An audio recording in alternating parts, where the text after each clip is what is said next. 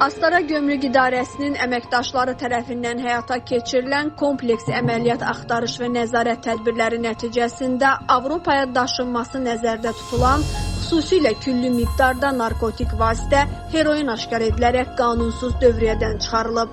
Azərbaycan Respublikası ərazisindən tranzit keçməklə İran İslam Respublikasından Estoniya Respublikasına kafel yapışdırıcısı yük aparan vaqon Astara Dəmir Yolu Gömrük postunda saxlanılıb və yükə stasionar rentgen qurğusunda baxış keçirilib.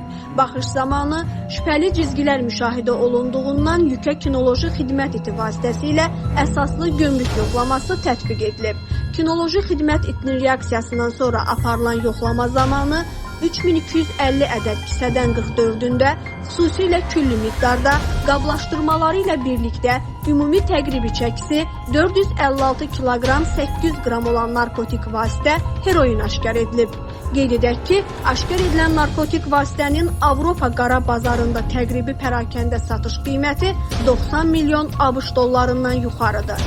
Faktla bağlı araşdırma aparılır.